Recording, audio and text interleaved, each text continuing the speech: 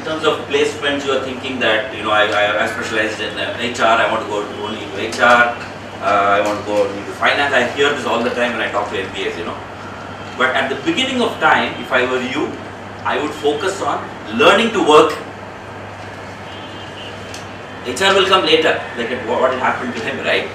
He went into, he was a finance guy and went into HR, or sales rather.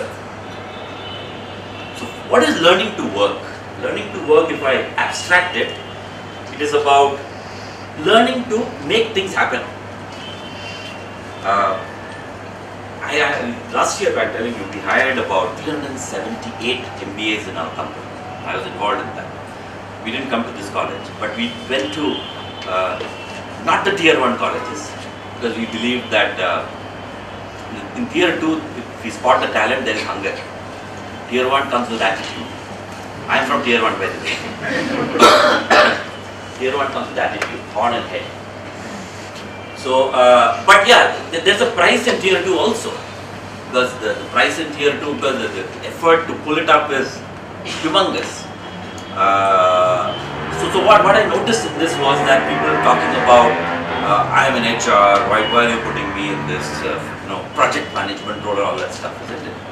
So my request to you is, learn to work. Sir, how the students can change their thinking? That's what was the question. I know a bit vague in terms of there's no limit to how you think, but if you can give some tips on how to change your thinking in terms of thinking big. Sir, let's start with Srinivas.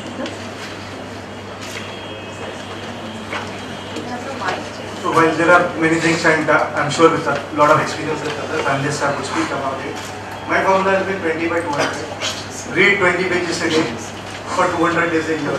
That would transform the way you look at things. So anything which is not textbook, be it newspapers, be it magazines, be it internet, whatever source is comfortable to you, 20 pages a day for 200 days will transform the way you look at things. You have to change your way of thinking. Thinking big is, as I said earlier, you get what you want to achieve. Your canvas has to be much bigger. If you are looking for becoming a branch manager in one day, you will become branch manager only. You want to become a director, you want to become the owner of a company. Why not think about that? I want to be owner of a company. Well, it may not be possible today. But you start thinking, you start working towards that. You start getting ideas. You start reading about it. You start getting ideas. And earlier you know Srinivas, when he said you start reading 20 pages every day. Reading gives you ideas. And reading not the textbooks alone. Textbook will not give you ideas about future. But reading in general. Reading the lives, the story of the people, inspirational stories, people who have done, who have achieved a lot in their life. Working towards that. Keep reading about it. You get your antennas open, you start receiving information that goes into your mind, and that adds up. See, for thinking also or imagining also there is a limit. Yeah, 500 years ago, who would have imagined that you could fly? But today you are flying.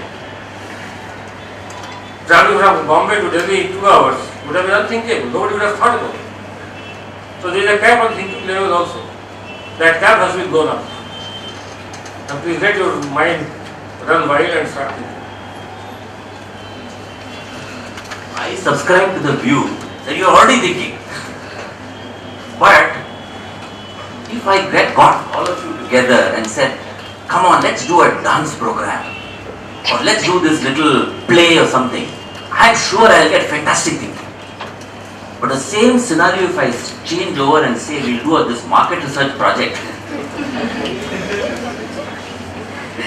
your thinking somehow goes away, right? So therefore, one of the things I'm seized of as a management professional is introducing gamification. How do I teach market research through the medium of dance? So thinking is already there. I think you have to only tap into it. You have to only, and that's why I said in that theory that doing what you do not like. That flip switch, if you flip in the head, thinking is already there. Thank you, sir. Thank you for that. Again, I like to start with Sister Srinivasa's. There's a question that says, how does a leader work towards expressing his ideas to the masses and masses following the leader? What is the connect, and how can we work on it? Is it related to motivation, or is it Can you just repeat the question? it is that the leader, when he creates a following, right? So there are followers who are masses. What is this connect, right? And how can we do that to become good leaders?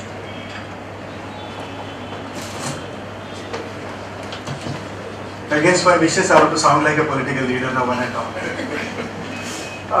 You have a lot of learning when you analyze the election, and that's, some of the MBA students, if you analyze the election, half your life is management theories can be analyzed. So one phrase which Modi, again I'm repeating, I may love him, I may hate him, I'm not expressing my personal view about him. One particular thing he kept talking about, that election is not mathematics, it's about chemistry. So I'll give you one example. No two speeches of him, and all of it is available in YouTube, was ever the same. When he go to Bangalore, his first sentence was, X percentage of India's service industry was software. Now it has come down to X by 2 or whatever that number is, right? Philippines is taking ahead, Israel is taking ahead. I'm worried about how the software industry is dipping. He's connecting to the youth of Bangalore. So I guess it's not just about communication, assuming that whatever he spoke is from the heart. I guess one of the first things is ability to connect the chemistry with the people, to say so. If you go back to whatever 2,000, 3,000, 4,000 years ago, in the communication, one of the things videos always shown is, fellow Romans and countrymen, right? When you use that well, and the opposite person knows that you're connecting to him, that should make a difference, is what I say. Google back, it's a long theory. There's something called Red Book, REDBOOK, SAS Airlines has used it. How communication can touch all the masses, and that would be the example.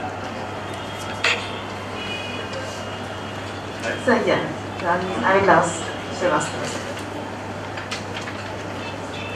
Is there a magic formula also? That's what is it? That the students would like to know. There is no magic formula, but I understand only one thing.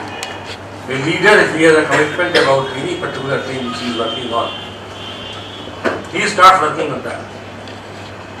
And if he is convinced, he is sure about it, he keeps on talking about it, then people start following.